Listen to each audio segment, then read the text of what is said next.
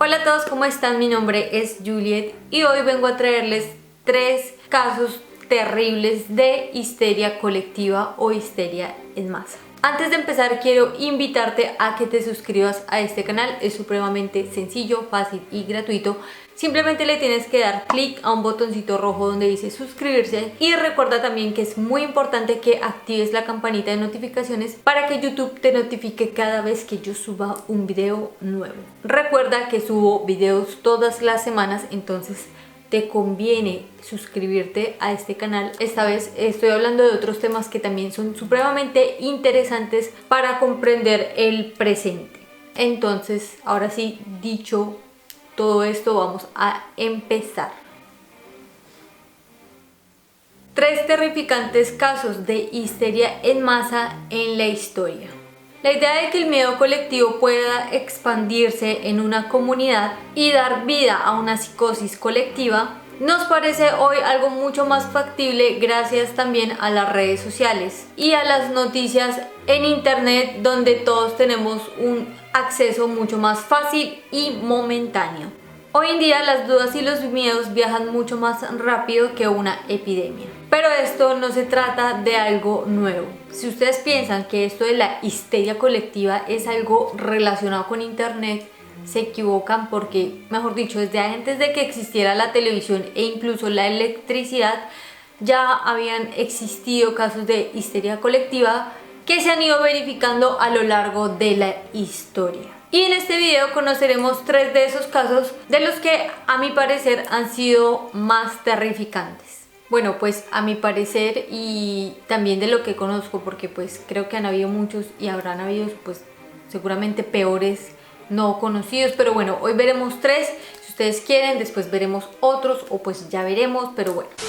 La histeria colectiva y su definición. Un evento que al principio nos puede parecer algo inocuo, en un contexto particular, como por ejemplo lo puede ser una fuerte situación de estrés, puede transformarse rápidamente en un caso de histeria colectiva. Esto sucede cuando los individuos se encuentran a compartir determinados espacios y condiciones e inician a sufrir un malestar similar. Una sola persona que manifiesta dolor o miedo puede condicionar por efecto de imitación a las demás personas, al punto de convencerles que ese miedo o ese dolor es un sentimiento o un estado que los acomuna.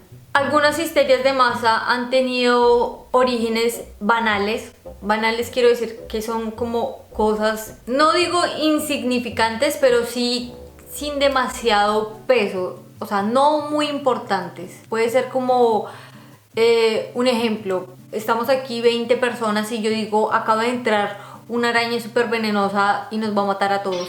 Entonces yo condiciono a esas otras personas, les meto tanto miedo que las personas todas se aterrorizan y sufrimos una histeria de masa porque empezamos a botarnos de las ventanas, por decirlo así. Es como algo pequeño, porque pues no es que una sola araña vaya a acabar con tanta gente, pero yo estoy hablando de la sugestión del miedo y del temor, de la inseguridad. Entonces ya es como el miedo llevado a un estado emocional descontrolado. A esto me refiero con un motivo banal, es decir, que no es para tanto, no hay que exagerar. Muchas de estas histerias de masa, empezadas también por cosas muy banales, han tenido unas consecuencias supremamente dramáticas y hasta el día de hoy muchas de ellas sin explicación alguna. Vamos a empezar con la primera, que es una de las que más me impactó y como la que yo digo como wow, o sea, efecto wow, que es la epidemia de baile de Estrasburgo. Al noroeste de Francia, en julio del 1518, una mujer empezó a bailar en la calle. Una semana después, esta mujer aún no se detenía de su baile, es decir, que pasada una semana esta mujer continuaba a bailar día y noche. Y pasada una semana se le unieron 34 personas. Pasado un mes, las personas pasaron de ser 34 a ser 400 personas. Un mes bailando. O sea, perreo, cuando se dice perreo hasta la muerte, perreo hasta la muerte. Y se trataba en su mayoría de mujeres que bailaban día y noche. Obviamente esto tenía un riesgo y era el de sufrir un colapso físico o peor aún, morir por un ataque al corazón o agotamiento extremo, porque obviamente cuánta energía quemas bailando y si no te alimentas, no descansas, pues no recuperas esa energía, quemas los músculos, te deshidratas, mejor dicho, agotamiento extremo igual muerte. ¿Y qué hicieron las autoridades de esta época? Obviamente como que, bueno, una persona bailando 3 días en la calle como que, bueno, pasó una semana, 34, bueno, esto es una fiesta, ni la más hijo de madre, pero bueno, un mes, 400 personas. ¿Qué vamos a hacer? Porque esto como que ya se está empezando a salir de control. Pues, ¿qué hicieron las autoridades de aquella época? Alcahuetearles el agasajo. Alcahuetearles la rumba, pues. Que no sé si alcahuetear es la palabra indicada para lo que hicieron, pero el caso fue que no solamente abrieron como pistas para que estas personas pudieran bailar sin crear obviamente problemas a los demás, al resto de la comunidad, sino que incluso llegaron a colocar una tarima, como quien dice, para que se exhiban y para que todo el mundo los vea y se emocionen. Y no contentos, contrataron músicos. Entonces pasó de ser la mega fiesta del pueblo, pues, con pistas, tarimas, músicos. Esto tuvo unos efectos desastrosos porque prácticamente cuando el baile súper extraño sin música pasó de ser un baile con música, pues obviamente muchas más personas se empezaron a unir a esto. Las autoridades pensaron que dejándolos bailar, dándoles ese espacio para que desahogaran todo su energía danzarina y bailarina, habría sido como una supuesta cura, como un desahogo, como quieres bailar, baila y saca todo eso que tienes adentro. No fue así, no fue así. No hizo más que volverse algo supremamente contagioso hasta volverse en una verdadera epidemia de danza que rápidamente se apoderó de toda la ciudad. Muchas personas fallecieron gracias al agotamiento físico de estas danzas y aunque las crónicas de la ciudad no divulgaron los números verdaderos de cuántas personas fallecieron bailando, algunas fuentes de la época afirmaban que aproximadamente morían 15 personas diariamente gracias al cansancio de este baile desenfrenado. Pero, ¿cómo fue posible todo esto? Aunque parezca muy extraño, las personas que se sumaban a esta danza desenfrenada lo hicieron de manera involuntaria. Muchísimos mientras bailaban se retorcían del dolor, pedían auxilio e incluso llegaban a rogar misericordia. Era como si estuvieran poseídos de algo, no sé. Probablemente en algún momento entraron en un trance, estado de inconsciencia que obviamente les alteró los sentidos, aumentando por ende también el nivel de resistencia, porque ustedes se imaginan, o sea, yo bailo una canción y ya estoy cantada. Pero imagínense, bueno, hay personas que son excelentes bailarinas y bailan por muchísimo tiempo, pero joder, eso cansa mucho.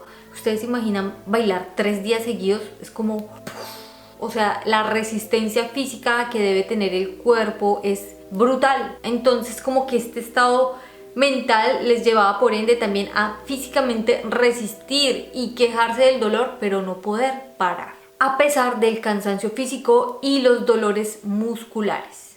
Muchísimos han sido los debates sobre esta extraña epidemia.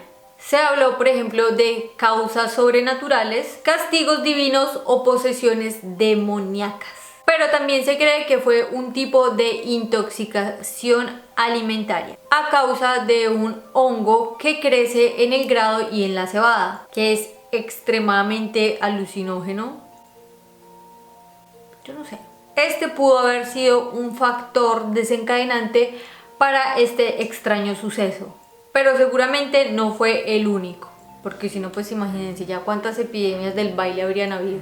No creo que haya sido la única vez en la historia que comieron como granos dañados con hongos, pero o sea, con hongos me refiero a cuando de pronto dejas una bolsa de arroz abierta, le da la humedad, le cae el polvo, entonces todas esas bacterias más la humedad pues crea hongos, y después si los consumes pues te pueden intoxicar o hacer viajar, o yo no sé, pero o matar probablemente, porque pues peligro. El caso fue que en esta época el pueblo estaba atravesando un momento muy difícil. Había mucho estrés puesto que había carestía, los alimentos eran supremamente costosos y llegaron también enfermedades al pueblo nuevas, como por ejemplo la sífilis. Todo esto obviamente empeoró las condiciones de vida de este pueblo en esta época. Fue así como esta epidemia del baile se convirtió en una de las primeras psicosis en masa, y aunque no haya sido una de las peores, sí ha sido una de las más graves y más incomprensibles, porque yo no me quiero imaginar ni tan siquiera la escena. Qué locura, pero pues que se pueda volver a repetir no lo sabremos nunca. De pronto comprenderemos mejor el motivo de por qué se pueda dar una cosa similar a esta, pero de que puede volver a suceder, puede volver a suceder. Ya pasó una vez, porque no habría de pasar una segunda. Entonces perren hasta el suelo, pero no hasta la muerte. Ahora pasaremos al gran miedo de 1789. La constante penuria de granos o cereales y la hambruna del invierno de 1788, que se prolongó durante toda la primavera y el verano del 1789, habría reactivado la preocupación por la subsistencia, tanto en ciudades como en el campo. Y fue precisamente en los campos parisinos donde se empezó a difundir un terror colectivo que en poco tiempo llegó a apoderarse también de las ciudades, hasta finalmente apoderarse de toda Francia. Fue una epidemia de terror, de miedo, de mucha incertidumbre, pero no de baile. Pero obviamente también es gravísimo, un país todo aterrorizado, pues imagínense. Y la gota que derramó el vaso fue por unas razones un tanto complejas, pero el caso fue que la seguridad parisina habría desterrado a todos los vagabundos y como delincuentes de la ciudad y los habría mandado a devastar los campos y reducir a la hambruna al pueblo francés. Los aristócratas, vistos como los culpables de aquella que parecía una verdadera conspiración, y el pueblo, aterrorizado de la idea de morir de hambre, se movilizó a esparcir la voz. Y esto se hizo en un periodo de tiempo extremadamente veloz, considerando que en aquella época no existía, por ejemplo, el internet, ni los mensajes de texto, ni el teléfono, sino era más un boca a boca. Entonces, como un rumor que empezó a correr por todo, de casa en casa, de pueblo en pueblo, hasta finalmente apoderarse de toda la ciudad y de toda Francia. El rumor de que llegarían maleantes a acabar con los campos, a acabar con las familias. Obviamente si destruyen los campos pues se va a morir de hambre el pueblo, porque pues ¿qué van a comer si es que en los campos se produce la comida para todos? Entonces como que había una atmósfera de miedo impresionante, y esto empezó como un rumor. Obviamente, ¿qué hizo el pueblo francés? Pues respondió al pánico con violencia. Muchos castillos fueron asaltados y después quemados, pero afortunadamente se trató de un evento poco sangriento que dejó un total de 5 víctimas en toda Francia. Menos mal. Pero ¿cómo es posible que se llegara a este nivel de terror? Es decir, que empezara un rumor en un pueblito y bueno, ese está el rumor y después se pasó a otro pueblo y después a otro pueblo y a otro pueblo y otro pueblo y la ciudad y todo el país se aterrorizó. O sea, imagínense. Menos mal la tomaron con su avena y no hicieron como cosas súper desastrosas. Pero bueno, ¿por qué sucedió todo esto? Como les decía anteriormente, Francia no estaba pasando por un buen momento. Las cosechas del año anterior no habían sido buenas y tanto el precio del pan como los impuestos continuaban a aumentar. Obviamente todo esto creó un ambiente de incertidumbre y desde ya hace mucho tiempo que se solicitaba y se pedía el abolimiento del sistema feudal. Todos estos factores aumentaron la tensión y el estrés tanto del pueblo como de los artesanos y parte de la burguesía. Pero bueno, esta noticia fake también tuvo un efecto positivo. Obviamente las noticias fakes difunden miedo y terror, pero no creo que todas, obviamente con las mentiras pues es siempre una mentira, entonces está mal, pero hay cosas que también tienen efectos positivos por más negativas que sean, o sea, surgen como una cosa negativa y se convierten en una cosa positiva, entonces así es la vida. Resulta que esta fake news o noticia falsa o noticia fake tuvo un efecto positivo y fue que aceleró la abolición del sistema feudal. El sistema feudal, si no me acuerdo mal, es cuando todo el pueblo nacía con el único objetivo de enriquecer pues el rey y la oligarquía o la jerarquía, bla bla bla. Y pues ellos vivían solamente como en la miseria y trabajando y trabajando y trabajando, pero sin ellos poder algún día como crecer y mejorarse y superarse. Entonces obviamente pues era un sistema de mierda y todo el mundo quería que se aboliera esta cosa, esta fake news, este terror que hubo en toda Francia porque se corrió este rumor y hubieron revueltas y ya estábamos como a los albores de la Revolución Francesa, pues aceleró que se aboliera el sistema feudal. Entonces efectivamente fue abolido, se aceleró el proceso y este ha sido uno de los casos de histeria de masa que han tenido como, han desencadenado en algo bueno, pero sin embargo es como increíble ver como un rumor crece como una mancha de aceite y pues ¿quién lo frena, no? Entonces menos mal no fue violento, entonces pues por ese lado super good. Ahora vamos a pasar a uno que me llama mucho la atención y de pronto abarquemos más en profundidad este tema. Ustedes déjenme un like en este video si ustedes quieren que profundice más con este tema de la brujería y toda la historia de las brujas y a mí me encanta. Bueno, vamos a pasar a un caso de histeria de masa que, o sea, fue supremamente triste, yo lo veo como algo muy triste, pero pues sucedió y está documentado, entonces vamos a hablar del proceso de Salem. Uno de los más peligrosos y misteriosos casos de histeria de masa han sido los procesos contra las brujas, que tuvieron lugar en Salem en el año de 1692. Resulta que en el invierno de este año, dos jóvenes adolescentes mujeres empezaron a tener comportamientos un poco extraños.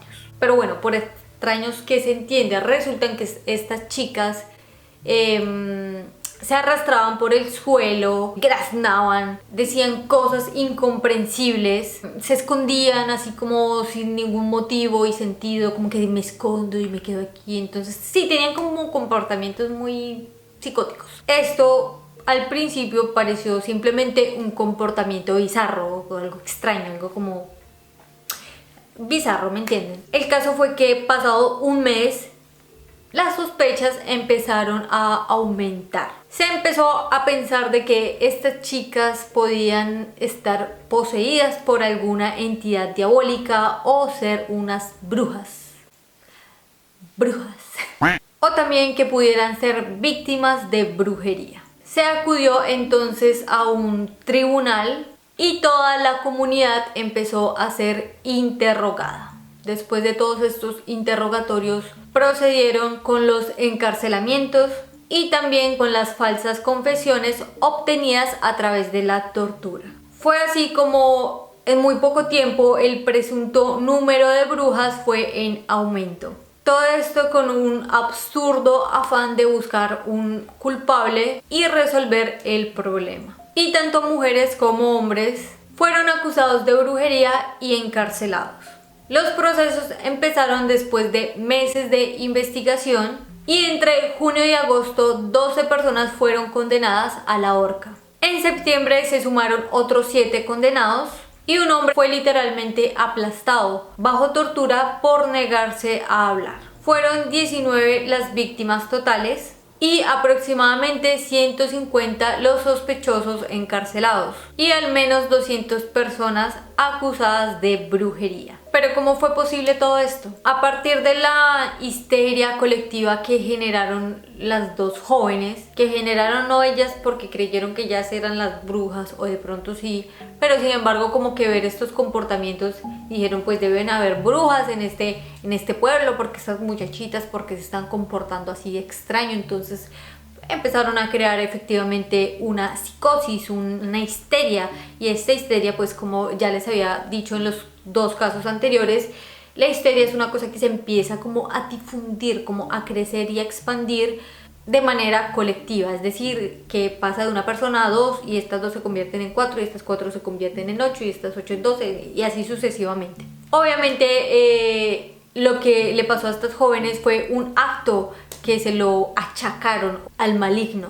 Esto hizo que rápidamente se desencadenara una histeria de masa entre el pueblo y las comunidades vecinas, generando obviamente una situación de pánico que rayaba en la locura. Pensero crítico, por favor, ante todo, muchachos. Incluso las autoridades de aquella época condenaron los métodos basados simplemente en meras visiones, premoniciones e incluso sueños, es decir, que si yo soñaba que fulanito era un brujo, yo lo podía acusar y ya, mi sueño era como la prueba de que fulanito era un brujo. Entonces como que, ¿qué pruebas eran esas? Tus sueños, tu psicosis, tu locura es una prueba de que el otro es un brujo o una bruja. No. Hoy en día se piensa que la responsabilidad de esto, al menos en parte, haya sido debido a una intoxicación, siempre por el mismo tipo de hongo de la epidemia del baile, que se creía que había sido ese hongo, que es un hongo que crece en el grano y en los cereales. Y las llamadas posesiones demoníacas hoy se le atribuyen a la parálisis del sueño. Es decir, que a mí todas las noches yo tengo como una posesión demoníaca porque yo sufro de parálisis del sueño, pero bueno, eso es otro tema. El caso es que en aquel entonces, si una persona sufría de sonambulismo o hablaba mientras dormía o tenía parálisis del sueño, bla bla bla, pues ya la decía, no, este ya está poseído por el demonio y vamos a quemarlo vivo, bla bla bla, la locura. La fiesta de la locura. Otro de los factores que probablemente influyó en todo esto fue la situación político-administrativa y también la posición geográfica de la época. Todo esto sumado habría tenido como un rol en todo lo acontecido, puesto que el pueblo de Salem se encontraba como en el confín, como fronterizos con algunas tribus indígenas o pueblos indígenas. Y obviamente todos conocemos la historia de los colonizadores y los piel roja, es decir, que hubieron muchísimos conflictos, obviamente llegaron a desterrar a diestra y a siniestra a todo el mundo, entonces pues se creía también que eran como maleficios, brujería de los indígenas que les estaban lanzando a los invasores, pues, y pues todo esto como que se sentía una atmósfera supremamente pesante porque también existían conflictos entre estos dos pueblos, el pueblo autóctono y el pueblo invasor. Todo esto obviamente creó un ambiente de estrés que permitió a un hecho aparentemente inofensivo en convertirse en una verdadera espiral de violencia. ¿Y tú conocías esta parte de la historia? ¿Alguna vez pensaste que antes de que existiera internet se habrían podido crear casos de histeria colectiva y que se difundiera así tanto para crearse como una histeria en masa? Recuerden dejarme su dedito arriba si este video les gustó, escribirme abajo en la cajita de los comentarios ustedes qué piensan de todo esto, o conocían ustedes ya esta parte de la historia. Recuerda también suscribirte a este canal, que es supremamente sencillo, fácil y gratuito. Simplemente le tienes que dar clic a un botoncito rojo donde dice suscribirse y recuerda también de activar la campanita de notificaciones para que YouTube te notifique cada vez que yo suba un video nuevo, porque subo videos todas las semanas, así que no lo olvides. Comparte este video para que otras personas conozcan la historia y como que ya digan lo que está pasando hoy en día es como esto ya pasó, güey, no entremos en pánico, aprendamos del pasado y de los errores del pasado. Entonces por eso es que a mí me parece tan importante la historia. Y bueno, no siendo más, yo te mando un beso gigantesco y nos vemos a la próxima. Chao.